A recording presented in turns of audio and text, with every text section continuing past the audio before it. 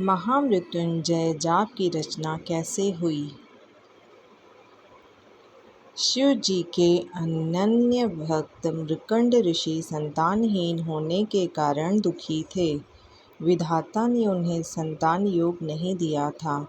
मृकंड ने सोचा कि महादेव संसार के सारे विधान बदल सकते हैं, इसीलिए क्यों न भोलेनाथ को प्रसन्न यह विधान बदलवा लिया जाए। मृकंड ने घोर तप किया। भोलेनाथ मृकंड के तप का कारण जानते थे, इसीलिए उन्होंने शीघ्र दर्शन न दिया।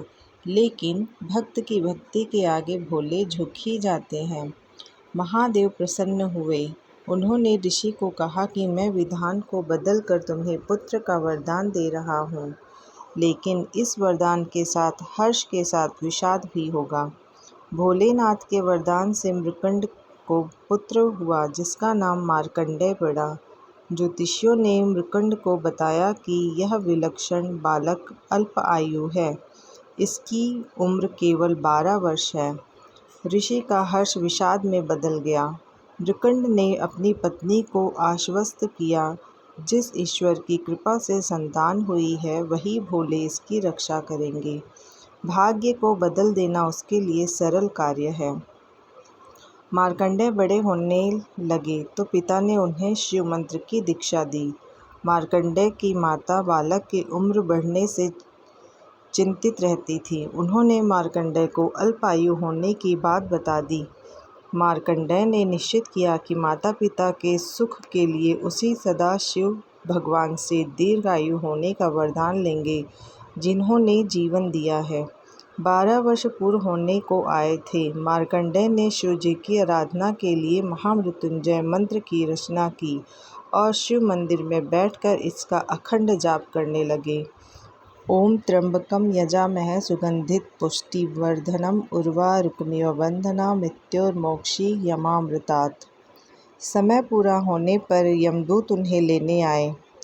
यमदूतों ने देखा कि बालक महाकाल की आराधना कर रहा है, तो उन्होंने थोड़ी देर प्रतीक्षा की। मार्कंडेय ने अखंड जाप का संकल्प लिया था। यमदूतों का मार्कंडेय को छूने का साहस न हुआ और लौट गए।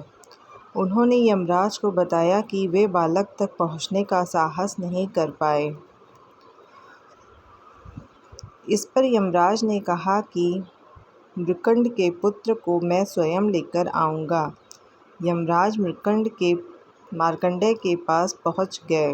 बालक मार्कंडेय ने यमराज को देखा तो जोर जोर से महामृत्युंजय मंत्र का जाप करते हुए शिवलिंग से लिपट गया।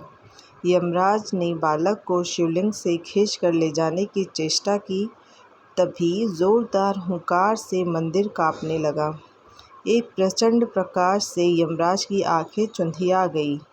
शिवलिंग से स्वयं महाकाल प्रकट हो गए। उन्होंने हाथों में त्रिशूल लेकर यमराज को सावधान किया और पूछा, तुमने मेरी साधना में लीन भक्त को खींचने का साहस कैसे किया।